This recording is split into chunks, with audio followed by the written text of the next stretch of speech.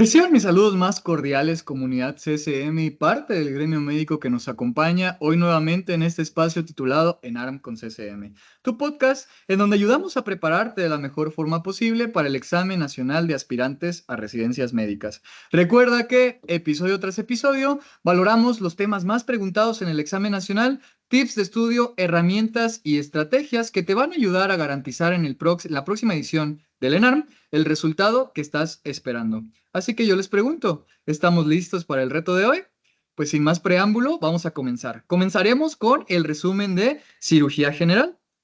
Y hablaremos primero de la esofagitis por cáusticos, un tema que se relaciona también con su semana de gastroenterología. De esto es importante recordar que, por definición, es la lesión esofágica que se provoca por una sustancia, un cáustico, que es una sustancia capaz de causar la quemadura al contacto. Recuerda que en los casos clínicos es más frecuente epidemiológicamente que te lo pongan de ingesta accidental, en un pediátrico sobre todo, que una ingesta voluntaria o suicida, que es el 20% en cuanto a la epidemiología. Fisiopatológicamente hablando, recordaremos que tenemos dos tipos principales de cáusticos, ácidos y álcalis, los más frecuentes y los más graves, los álcalis, ¿sí? Y que fisiopatológicamente ambos producen necrosis, pero los ácidos producen necrosis por coagulación y los álcalis necrosis por licuefacción. En el cuadro clínico te van a poner a un paciente que después de la ingesta de esta sustancia comienza con dolor abdominal, náuseas, vómitos y dolor bucal o alguna sintomatología perioral. Otros síntomas menos frecuentes, cialorrea, odinofagia, disnea, disfagia y disfonía. Recuerda que lo más importante en cuanto al diagnóstico es el estudio endoscópico, que idealmente hay que realizarlo entre las 4 y 48, las 4 y 24 horas post ingesta. Después de las 24, incluso después de las 48 horas, el riesgo es mayor de perforación y antes de ese tiempo, lo más probable es que no vayas a identificar ningún cambio. Con este estudio endoscópico, lo que buscamos es clasificarlo por medio de la clasificación de Sargar, la cual hablaremos ahorita. El diagnóstico diferencial, cuerpo extraño en vía aérea, recuerden que en ese caso te van a poner al paciente que se lleva las manos al pecho, las manos a la garganta y alguna alteración en la ventilación de los campos pulmonares. El tratamiento, medidas de soporte, de forma inicial, el antibiótico únicamente indicado en los casos de Sargard 2 y 3, esteroide para prevenir la complicación más frecuente que es estenosis esofágica en el esófago medio y el quirúrgico única y exclusivamente que haya datos de perforación. Esta es la clasificación de Sargard, pronóstica también y nos ayuda en cuanto al manejo. Cero es nada, recordemos que la clasificación 1 es eritematoso, rojito, las dos son de ulcerado, puede estar poco ulcerado o muy ulcerado, 2A, 2B, 3A con necrosis superficial o áreas aisladas de necrosis, 3B, áreas extensas de necrosis y la cuarta clasificación de Sargar o el 4 corresponde a perforación. Sobre la calasia, otro tema de los que se relacionan con el bloque de gastroenterología, recordar que por definición la calasia es un trastorno primario de la motilidad esofágica. Cuando es secundario se le conoce como pseudoacalasia y hay una patología orgánica que es la que lo está causando. Epidemiológicamente, uno de cada 1.000 habitantes, segunda causa de cirugía esofágica en el mundo.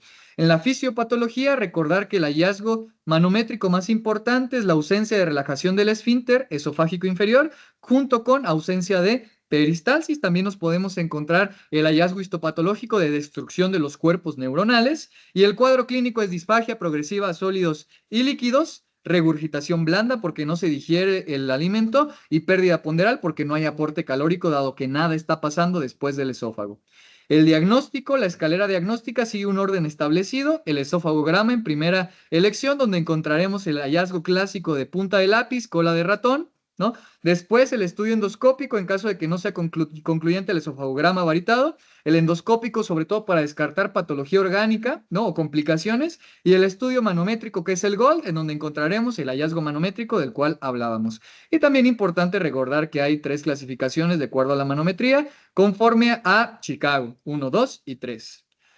El diagnóstico diferencial, los que se mencionan en el cuadro, y el tratamiento, el más efectivo, el quirúrgico, que corresponde a miotomía de Heller y funduplicatura subtotal, sí, un procedimiento antirreflujo. Si no se puede realizar el tratamiento quirúrgico, el siguiente en orden de efectividad, la dilatación neumática endoscópica, si no, la toxina botulínica colocada por vía endoscópica, y en caso de que nada de esto se pueda, tendríamos que utilizar el tratamiento farmacológico con calcio antagonistas o nitratos.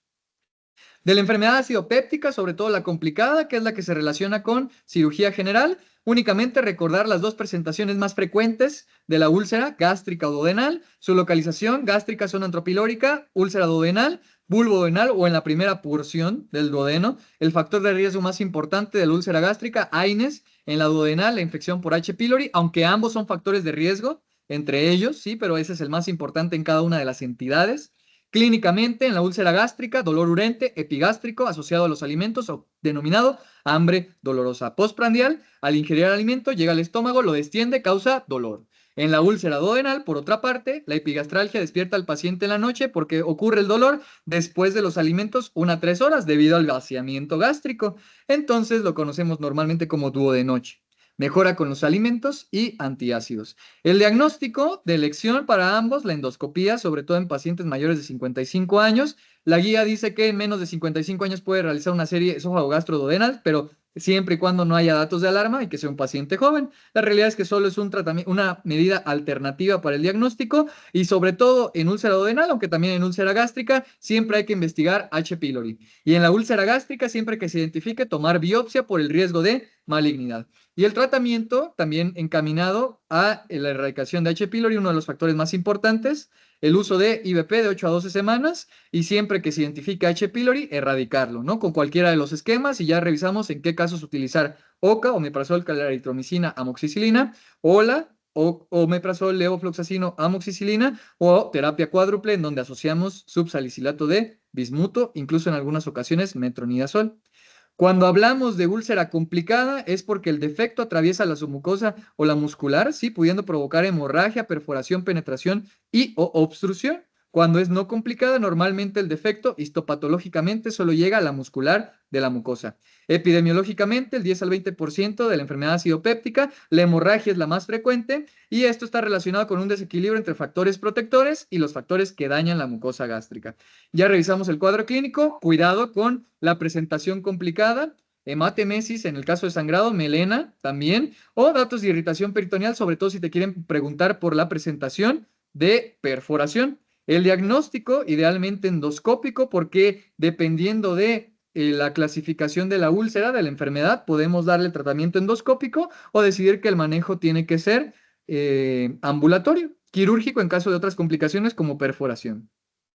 El tratamiento cuando es complicada por hemorragia, ligadura endoscópica y adrenalina, siempre y cuando sea una de estas clasificaciones de alto riesgo, estadios de alto riesgo. Entonces, a nivel Forrest, a nivel de la clasificación de Forrest, tenemos que las úlceras activas corresponden a los estadios del 1A al 2B. 1A, 1B, 2A, 2B. ¿Por qué? Porque esas son las que tienen alto riesgo de recidivas si no las manejamos vía endoscópica. Entonces, 1A a chorro, 1B hemorragia en capa, babeo o sábana, 2A, vaso visible, 2B, coágulo adherido, y en los de bajo riesgo que pueden requerir un tratamiento ambulatorio, sí, con omeprazol bioral y con medidas higiénico-dietéticas, Forest 12, fondo de matina, sí, y el Forest 3 con base de fibrina porque ya cicatrizó.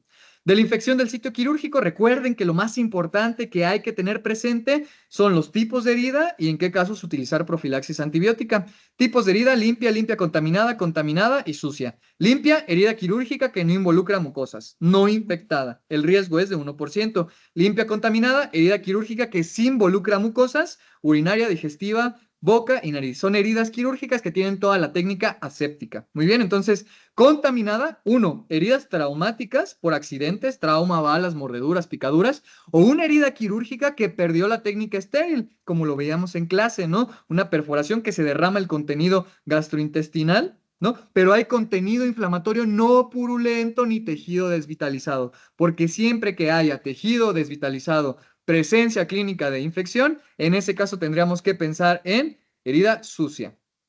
Infección del sitio quirúrgico. Importante entonces recordar la profilaxis sobre todo. La profilaxis va encaminada a utilizar para casi todos los tipos de cirugía una cefalosporina como cefalotina, en caso de alergia, clindamicina con aminoglucósido y solo en casos muy específicos, en oftalmología, en cirugía oftalmológica, neomicina, polimixina, en urología, una quinolona y en el trasplante hepático utilizaremos otro tipo de antibióticos un poco más efectivos, pipetazo, por ejemplo, ¿no? Realmente el cuadro clínico en este caso es muy importante importante, es muy característico, secreción purulenta con datos de inflamación local en el sitio de la herida quirúrgica, y el diagnóstico es clínico y realizar siempre que se pueda cultivo de secreción para identificar el patógeno y para posteriormente redirigir el tratamiento con el antibiograma.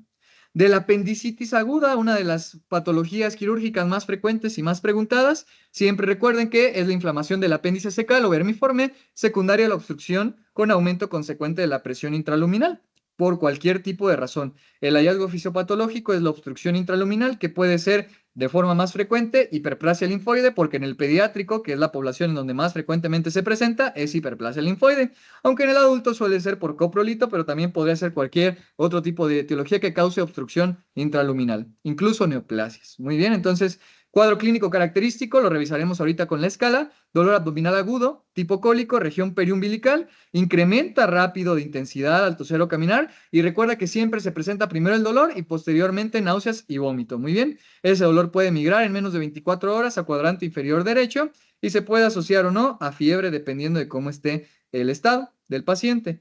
El diagnóstico es clínico por las escalas, que ahorita vamos a revisar una de ellas, y también se puede asociar a un estudio de imagen o a estudios de laboratorio como biometría hemática. Muy bien, siempre se va a preferir el tratamiento laparoscópico, quirúrgico laparoscópico sobre la abierta, salvo en pacientes de poca edad, pacientes menores de 5 años, que es lo que recomienda la guía, o en pacientes mayores, adultos mayores con riesgo de comorbilidades, o en caso de que haya ya datos francos de irritación peritoneal con peritonitis y con complicaciones. Muy bien, la escala de Alvarado, a nivel de los criterios de Alvarado, tenemos primero los síntomas: MAN, migración del dolor, anorexia, náusea, vómito. Cualquiera de estos, un punto recibe. Náusea o vómito, en conjunto, un punto. Puede estar presente uno, otro o los dos y sigue siendo un punto.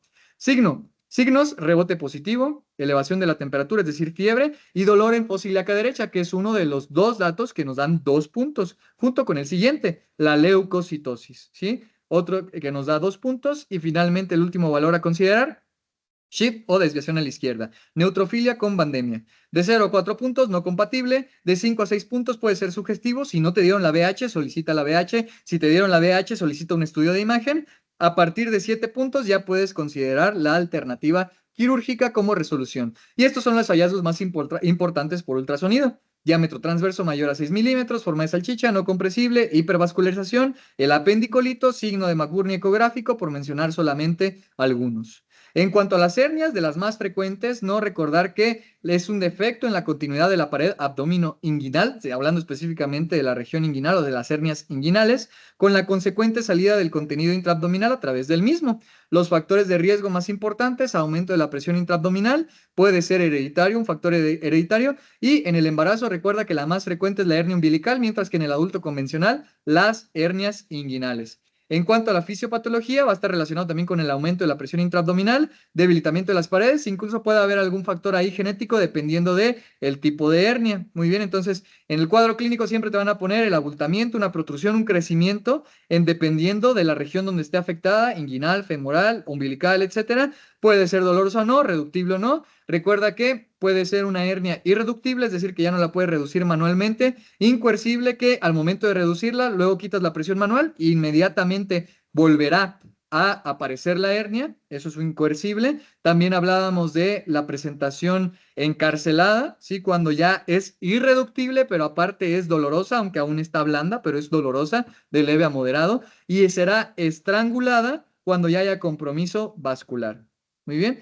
Diagnóstico diferencial: la inguinal, recuerda que la directa sale directamente por el triángulo de Hesselbach, que está formado por los vasos, el ligamento inguinal y el recto abdominal. Muy bien. La indirecta pasa por fuera del triángulo y acompaña los componentes del cordón espermático, entonces puede llegar con un valsalva, aparecer en la bolsa escrotal o en la región escrotal, sobre todo en el paciente masculino. Umbilical, en la región umbilical, más frecuente en la embarazada. La femoral, por debajo del ligamento inguinal, y la incisional postquirúrgica, normalmente te pondrán el antecedente. Respecto a la hernia inguinal, recuerda que siempre que se pueda se va a preferir la plastía sin tensión con malla, la técnica de Liechtenstein, y si no, la plastía con tensión sin malla o técnica de Schuldiz, perforación, o en caso de que haya perforación, la cavidad esté séptica o no haya malla. De la hernia yatal, importante recordar los 4 tipos. Tipo 1 deslizante, el más común, hasta el 90%, se desplaza la unión gastroesofágica hacia el mediastino. La tipo 2, paraesofágica, en donde la unión permanece en su lugar, pero una porción del estómago protruye hacia el tórax a través del hiato diafragmático. Tipo 3 es mixta con un componente 1 y 2, y la tipo 4 completa, en donde puede estar evertido completamente el estómago o asociado a la herniación de algún otro órgano. Auxiliares diagnósticos, serie de esófago gástrica inicial, endoscopía en caso de que sospeches complicaciones y la manometría únicamente como preoperatorio, no es siempre necesaria.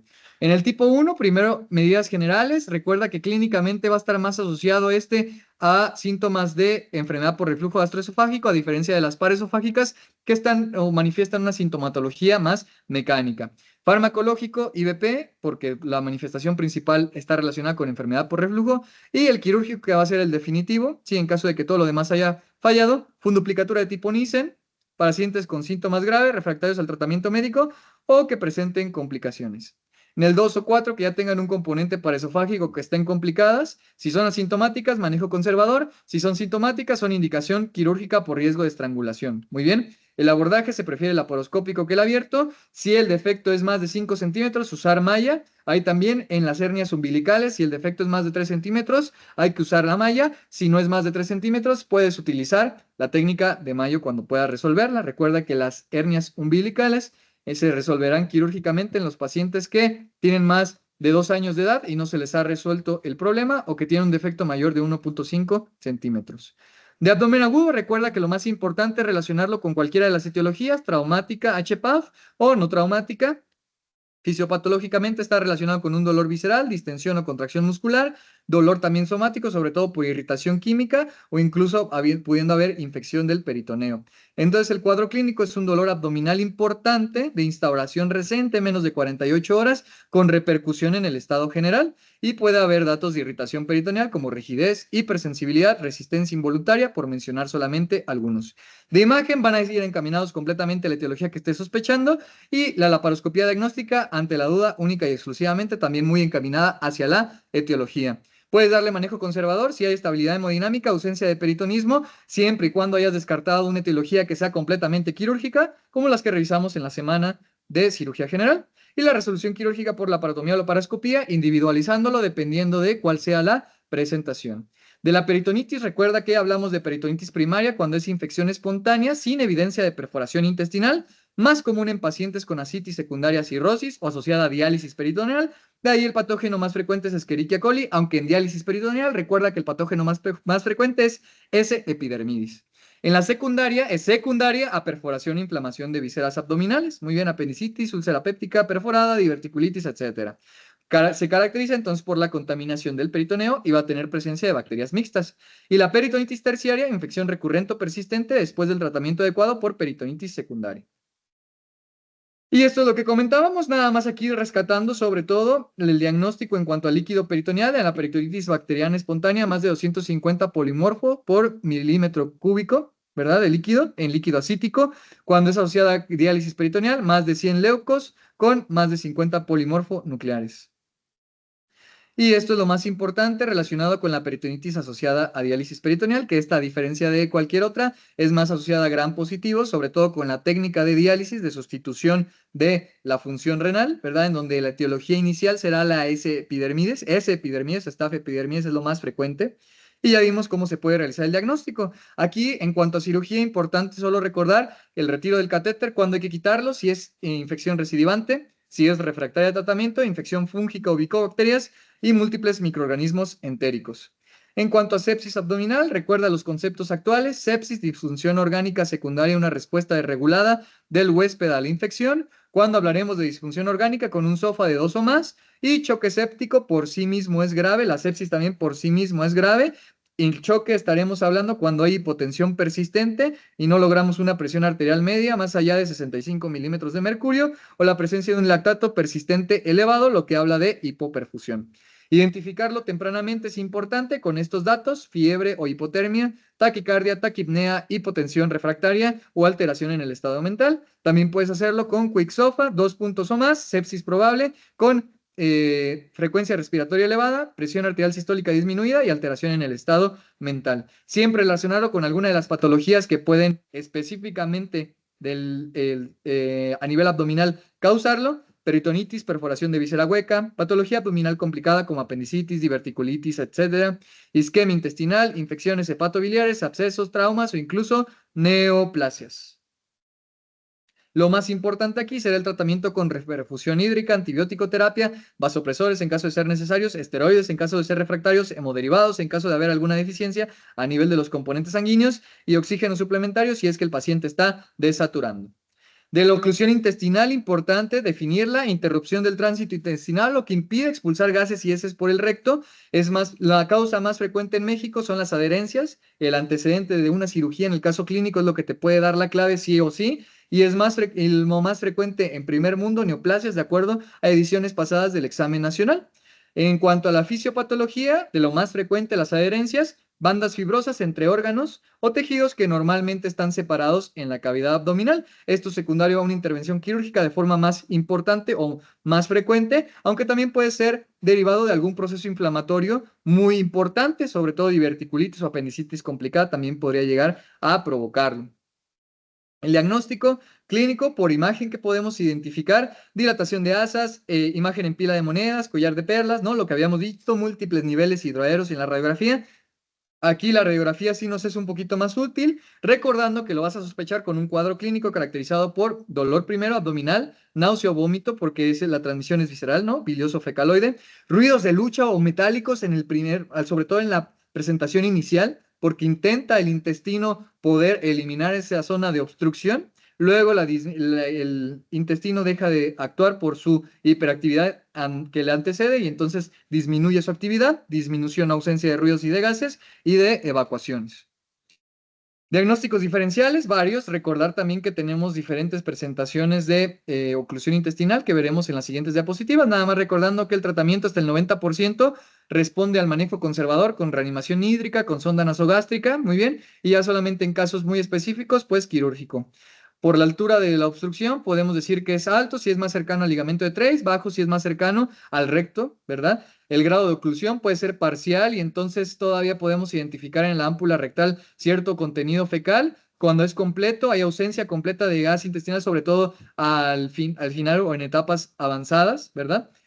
Y el ámpula rectal al momento del tacto puede estar vacía. Puntos de obstrucción: puede ser una obstrucción simple o en asa cerrada, ¿verdad? Se plegaba el asa y entonces hay dos puntos en donde está obstruyéndolo, un poco más grave. Muy bien.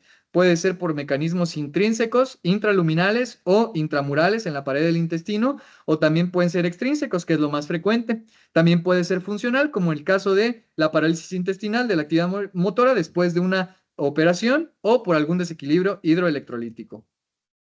Los hallazgos por imagen ya los mencionábamos, y recuerda que hasta el 90% responde a sonda nasogástrica, ayunos, y estar valorando el gasto de la sonda nasogástrica es muy importante, ¿verdad? Que mejore, que disminuya, que no sea mayor de 500 mililitros, ¿correcto? Porque en caso de que se presente oclusión intestinal con datos de isquemia, es decir, que ya está sufriendo el intestino por falta de perfusión, con una CPK mayor a 130, o que en la TAC haya líquido intraperitoneal, edema de mesenterio, signo de las heces en intestino delgado, o un antecedente de una cirugía 6 semanas antes de la oclusión, entonces mejor será quirúrgico, o que no resuelva el manejo conservador. Respecto al vólvulo intestinal, es la torsión de un órgano a través de su eje sobre su pedículo vascular, poniendo en riesgo la perfusión tisular. La localización más frecuente en sigmoides, en segundo lugar, el ciego. Fisiopatología: el intestino gira sobre su mesenterio y eso compromete la irrigación de este segmento. Dolor abdominal, distensión, ausencia de evacuaciones, irritación peritoneal, los hallazgos más importantes. En cuanto al diagnóstico, inicialmente clínico, sospecharlo, te van a dar datos de oclusión intestinal, y en la imagen, muy característico, la radiografía inicial que nos va a dar una imagen en grano de café, o en U invertida también, o en omega, también se describe, ¿correcto? La tomografía es de elección en caso de que tengas duda diagnóstica, aunque no siempre es necesaria.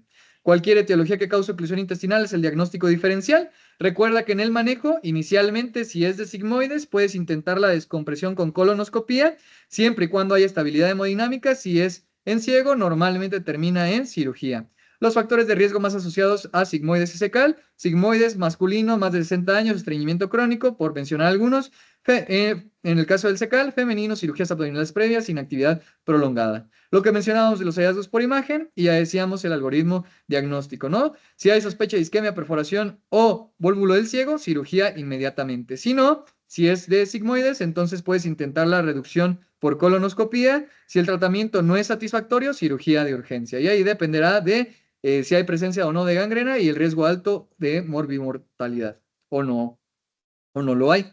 Y de una vez que se realiza la reducción por colonoscopía, si es satisfactorio, de todas formas ese paciente se beneficiaría de cirugía electiva y dependiendo de su riesgo alto de morbimortalidad, puede ser una sigmoidopexia o una resección y anastomosis primaria idealmente. Respecto a la isquemia intestinal, muy bien, recordemos entidad clínica que ocurre cuando las arterias intestinales sufren una interrupción o disminución en el aporte sanguíneo.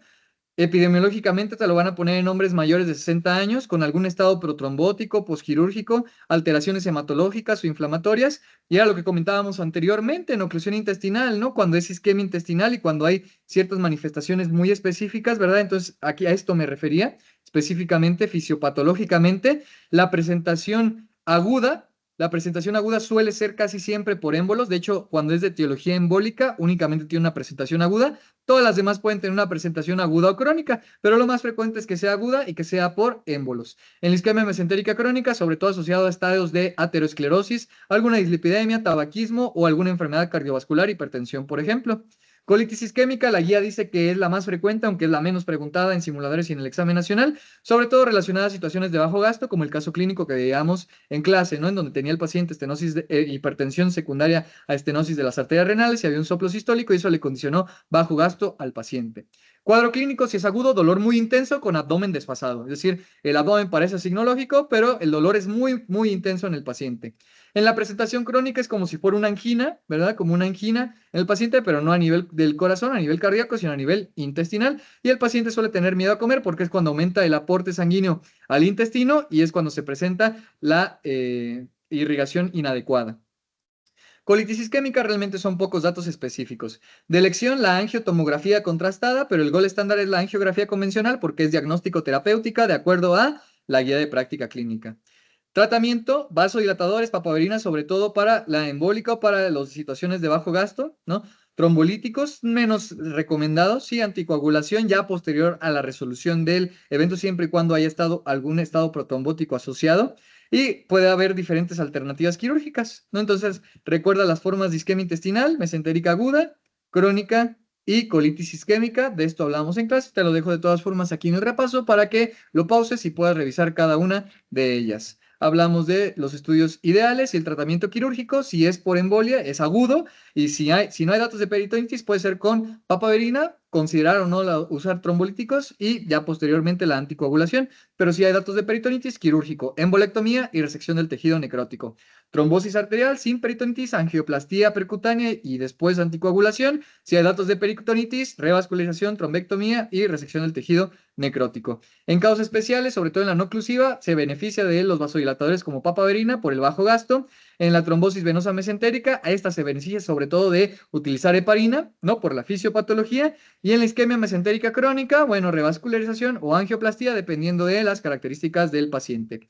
En cuanto a la invaginación intestinal, sí recordar una entidad que te lo van a preguntar sobre todo en el pediátrico, más que en el adulto. En el pediátrico suele ser idiopático, más que secundario. En el adulto casi siempre secundario a algo, órgano específico, hay alguna alteración orgánica a ese nivel. Cuadro clínico, dolor abdominal, esa es en jalea de grosella y masa palpable, es la triada que no tienes que olvidar. Y el diagnóstico clínico por imagen, sí, inicial radiografía de elección ultrasonido con el signo de Dona o el signo de Diana que habíamos comentado, y el gol sería la tomografía, pero no siempre se llega a esos puntos, la tomografía sobre todo en el paciente adulto.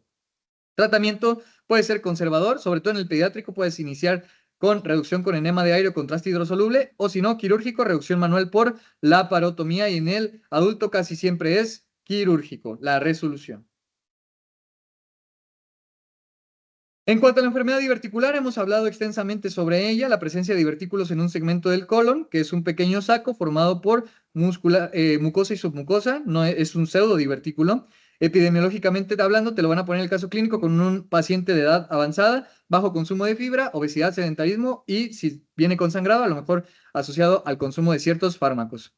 Fisiopatológicamente, aumento de la presión intraluminal colónica con obstrucción por coprolito. El cuadro clínico es como si fuera una apendicitis, pero del lado izquierdo. Fiebre, dolor, taquicardia, sangrado en fosa ilíaca izquierda, ¿no? Diagnóstico, la tomografía es de elección, muy bien. La colonoscopía es el gol porque pues vas a observar los divertículos, pero ojo, nunca se puede realizar en eventos agudos por el riesgo de perforación. Normalmente la colonoscopia se hace por alguna otra situación y los pseudodivertículos son un hallazgo y eso lo denominamos diverticulosis, cuando es completamente asintomático y encontrarlos fue un hallazgo. A diferencia de enfermedad diverticular que ya manifiesta signos y síntomas, diverticulitis con datos de inflamación, diverticulitis complicada con perforación, absceso o algo por el estilo. Clasificación de Hinchi, no lo olvides, ¿verdad? Estadio 0, diverticulitis leve. 1A, inflamación pericólica y un plemón. 1B y 2 son de abscesos. 1B con menor de 5 centímetros en la proximidad del proceso inflamatorio. 2 con un absceso a distancia o más de 5 centímetros. 3 o 4 ya está perforado y solamente hay que determinar si la peritonitis es purulenta o es fecal. Tratamiento médico ambulatorio, sobre todo si el paciente tiene tolerancia a la vía oral, Hinchi 0 o 1A. Sin antibiótico, dieta alta en fibra y dejar mesalazina, rifaximina y probióticos como combinación ganadora. En caso de que haya indicaciones de hospitalización, ¿sí? Los que mencionamos en clase, que no mejore en las 48 horas del tratamiento médico ambulatorio, Hinchi 1B o 2 o cualquier dato de síndrome de respuesta inflamatoria sistémica o de sepsis, mejor dejar al paciente hospitalizado. Reanimación hídrica, ayuno y aquí sí hay que dejar antibióticos, vía intravenosa 7 a 10 días, cefalosporina o quinolona asociada a metronidazol. ¿Cuándo realizarás tratamiento quirúrgico de urgencia? Hinchi 3 o 4 o inferior que no mejore en 48 horas por drenaje. Recuerda que el drenaje lo vas a reservar para los estadios 2, es decir, un absceso grande o a distancia, drenaje guiado por imagen. Si es un estadio 1B, entonces puedes dejar el manejo conservador con antibióticos y esperar a que resuelva. Si no resuelve, haces drenaje. Si no, nos encontraríamos en esta situación. Quirúrgico de urgencia o abdomen agudo o inestabilidad hemodinámica. Se hace una laparotomía con lavado de cavidad y el tratamiento de elección lo revisamos en clase, lo corregimos, ¿no? Resección, sigmoidectomía más anastomosis primaria más ileostomía protectora, Hinchi 1, 2, incluso también en el 3. Y ya solamente como alternativa o de segunda elección podríamos emplear el procedimiento de Harman con las especificaciones que habíamos dicho, ¿no? Se quita el sigmoides, se deja bolsa de reservorio el recto y se hace una colostomía con el colon descendente. Muy bien, pero quedamos que era de segunda elección, solamente que las condiciones no lo permitan, sino siempre que se pueda realizar de elección el tratamiento que mencionamos. Sigmoidectomía, anastomosis primaria para proteger la anastomosis, una ileostomía protectora. De el cáncer colorectal, lo más importante que te preguntan siempre, recuérdalo muy bien, es el tamizaje, entonces no hay que olvidar eso. No hay que olvidar que el adenoma es la lesión precancerosa que se considera a este nivel, que la fisiopatología pasa de una mucosa normal a una mucosa de riesgo cuando hay mutación en APC, cuando pasa un adenoma es porque hubo mutación de Carras y ya cuando hay carcinoma invasivo ya mutó hasta P53, que es el más frecuente, sobre todo en estadios avanzados. Síndromes hereditarios como la poliposis adenomatosa familiar, que habíamos mencionado, ¿no? Que su gen más importante es el APC, que no es el más frecuente, pero es el que mejor se conoce, y el otro el síndrome de Lynch o cáncer colorectal hereditario no polipósico. De ahí sus genes más importantes, los mencionamos también en clase, MLH o MSH, ¿no? Cuadro clínico te lo van a preguntar sobre todo en el principio con sangre oculta en heces, cambios en el hábito intestinal y ya en etapas avanzadas, pérdida ponderal. El diagnóstico, tamizaje, 50 años o más en población sin riesgo, 40 años o más en población de riesgo, sangre oculta en heces, idealmente en los pacientes sin riesgo y en los pacientes con riesgo intermedio o alto ya te vas directamente a la colonoscopía. Por TNM, recuerda que hay 4 clasificaciones principales: 1, enfermedad localizada; 2, localizada pero no tanto porque ya está en sitios regionales, en la serosa o en órganos vecinos; 3 es porque ya afectó la cadena ganglionar; 4 es cuando ya es metastásica. Si está afectado el colon, hemicolectomía. Si está afectado el recto, resección abdominoperineal o anterior alta o baja, más quimioterapia adyuvante. Recuerda los grupos de riesgo: riesgo bajo, más de 50 años, sin factores de riesgo para cáncer de colon y asintomáticos. Riesgo intermedio, paciente que ya tenga pólipos, adenomatosos o amartosos, o que tenga 10 años de evolución de alguna enfermedad inflamatoria intestinal. Y el riesgo alto cuando tenga el antecedente familiar de cáncer colorectal hereditario o individuos con historia familiar positiva para síndrome de Lynch de algún otro tipo extracolónico.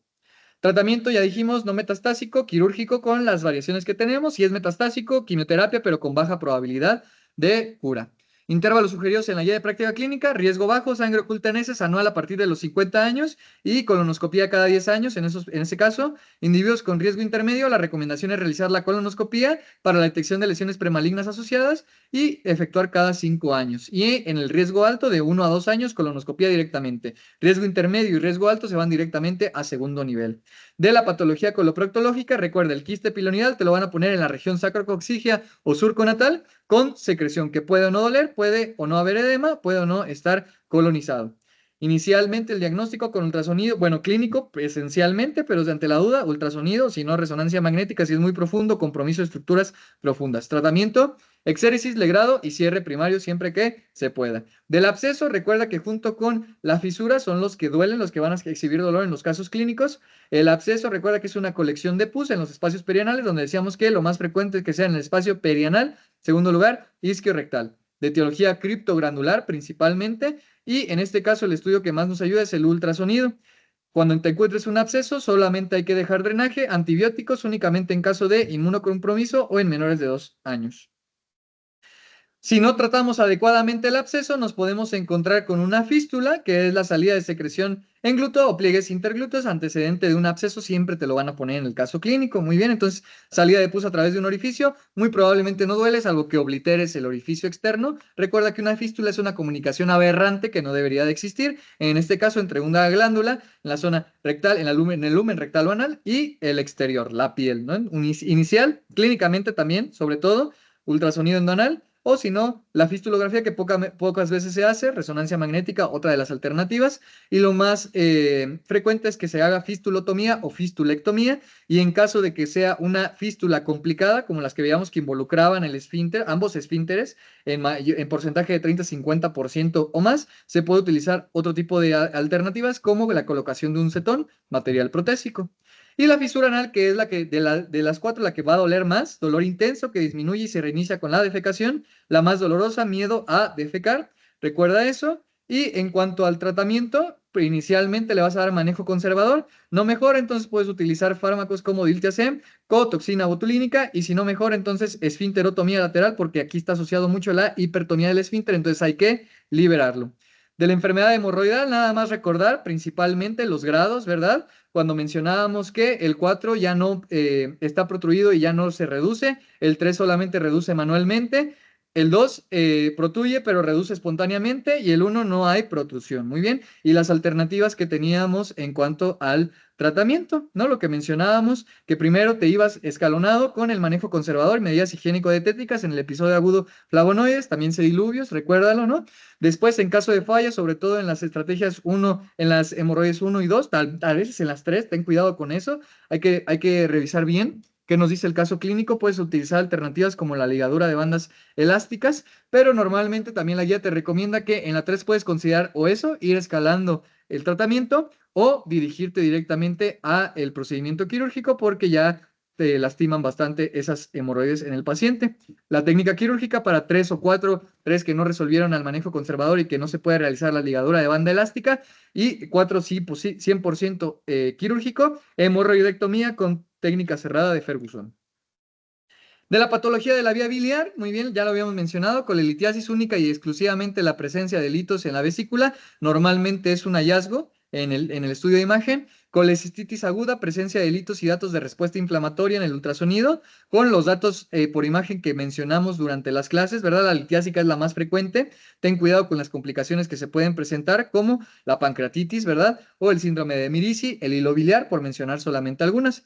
Cuadro clínico va a estar caracterizado por cólico biliar en caso de que solo esté sin complicaciones, o con complicaciones, con a lo mejor datos de respuesta inflamatoria sistémica. En la colecistitis aguda, el diagnóstico, el mejor método diagnóstico es el ultrasonido inicial y de elección. Si no, puedes utilizar la colecintografía, y en caso de que sospeches coledocolitiasis, como veremos ahorita, podemos pensar en utilizar CEPRE. Hay que realizar la colecistectomía temprana, idealmente en los primeros 3 días, si no en los primeros 7 días, siempre que se pueda por vía laparoscópica. Muy bien.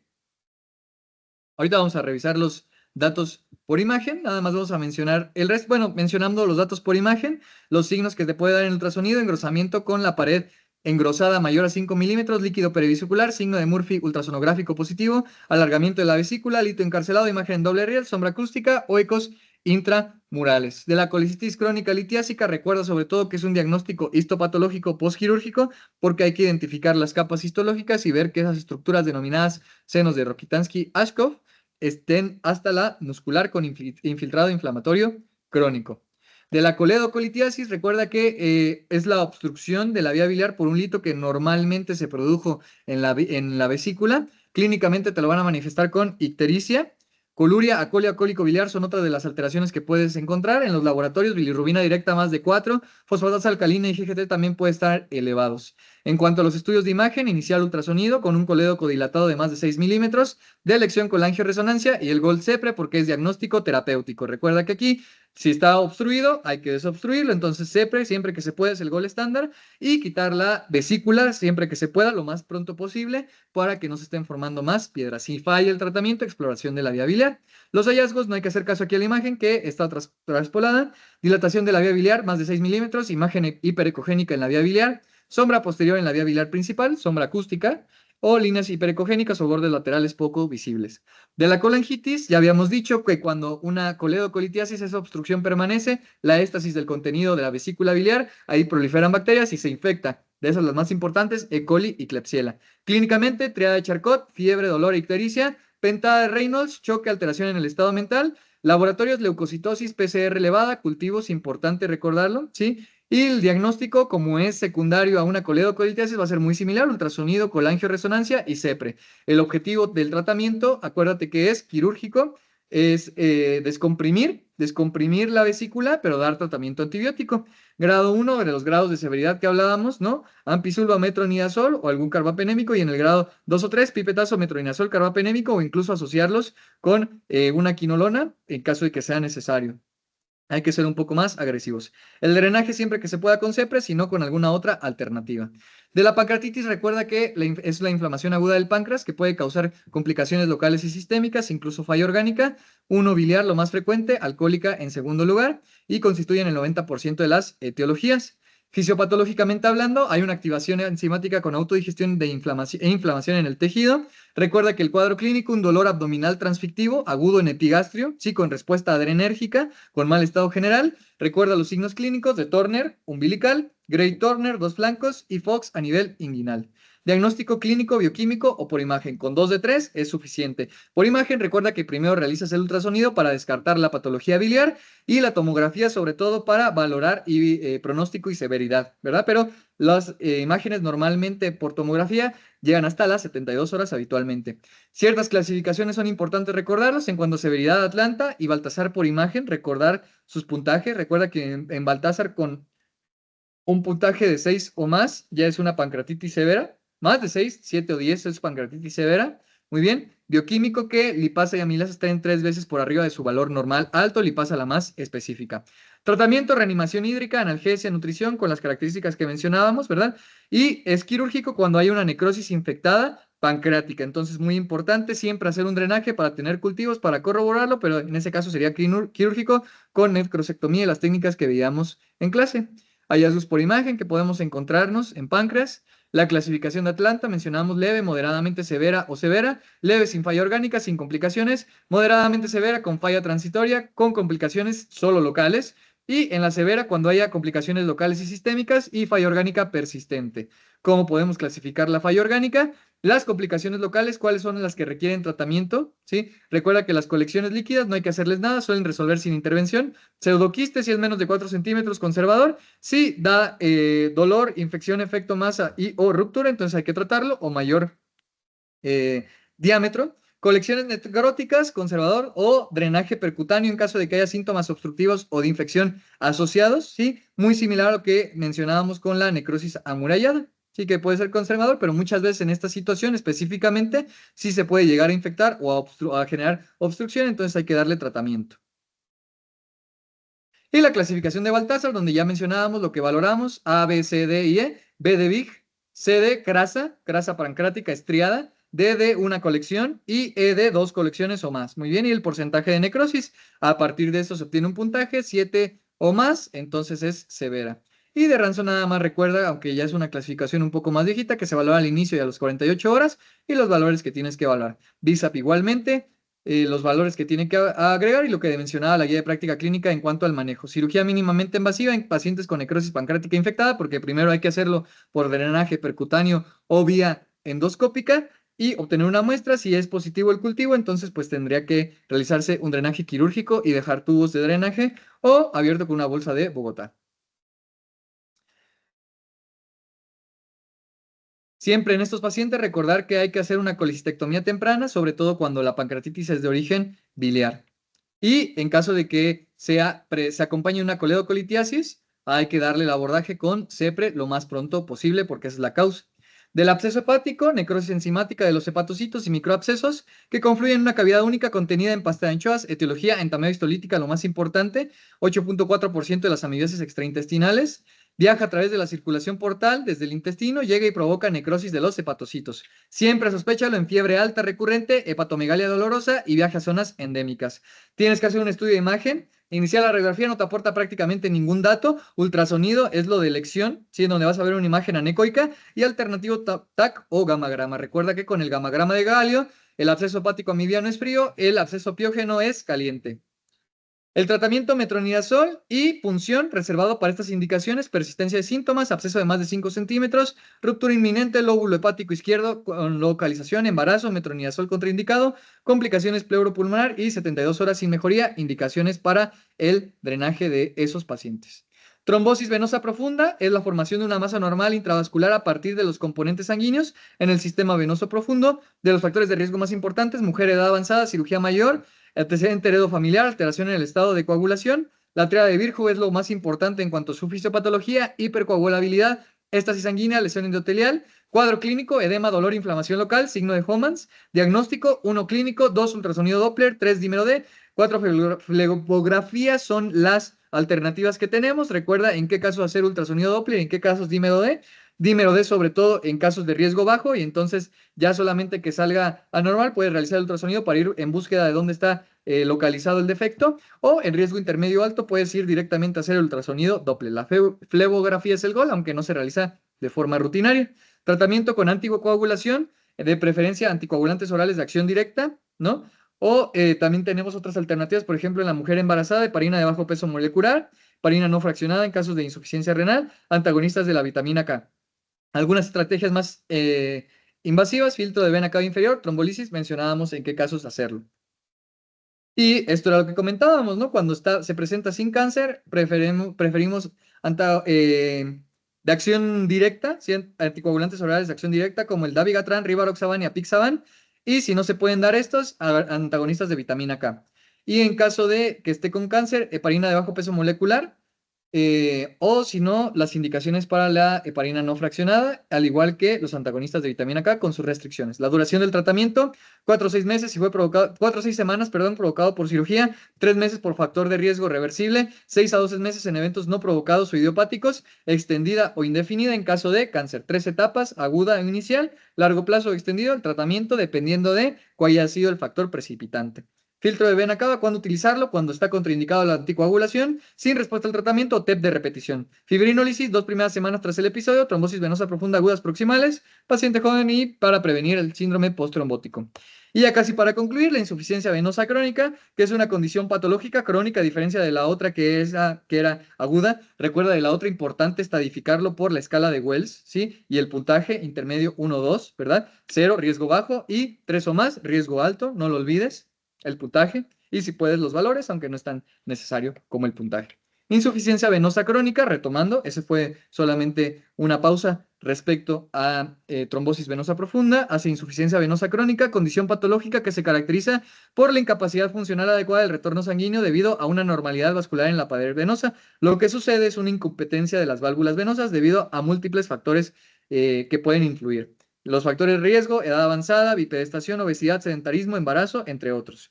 El cuadro clínico característico, dolor, alteraciones musculares, dilatación vascular, ¿sí? Que se puede ver incluso físicamente, edema y cambios en la piel. Diagnóstico clínico inicialmente, ultrasonido es el de elección, una alternativa es la pletismografía y la medir la presión en una vena del dorso del pie es el gol, pero prácticamente decíamos que no se utiliza. La clasificación de Nicolaides, recuerda que no se ha preguntado tanto en el examen nacional, de todas formas, si lo quieres estudiar, nada más recuérdalo, sobre todo la parte clínica, C0 es normal, C1 telangiectasias o reticulares, C2 varices tronculares evidentes, C3 ya hay edema, C4 cambios cutáneos, pueden ser hiperpigmentación C4A o atrofia blanca con B, C4B, C5 úlcera cicatrizada, C6 úlcera activa. Tratamiento, medidas de alivio venoso, compresoterapia, esto es lo más importante y es el pilar. Puedes o no asociarlo a flebotónico, 6 meses y revaloras. En caso de que no haya mejoría, tendrías que optar por el tratamiento quirúrgico.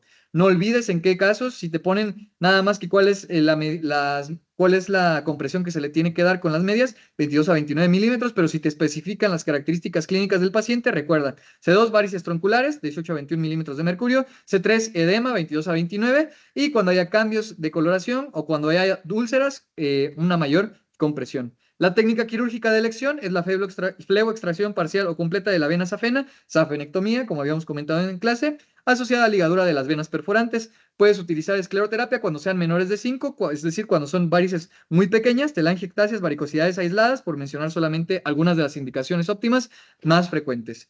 Hasta aquí hemos llegado al final de este episodio. Te agradezco mucho por haber estado hasta el final. Si te gustó este episodio, regálanos por favor una buena valoración en Spotify. Recuerda que nos encuentras en ARM con CCM. También te dejo el resto de las redes sociales de Enarm con CCM, donde nos puedes encontrar. Cualquier pregunta, aclaración, comentario o sugerencia, estamos a tus órdenes. Mi nombre es Jorge Luis Medina Vázquez, soy médico general, a punto de iniciar el R1 de cirugía general en siglo XXI, ex alumno CCM, orgullosamente, y te deseo el mejor de los éxitos en tu futuro examen nacional de aspirantes a residencias médicas. Nos vemos en la próxima.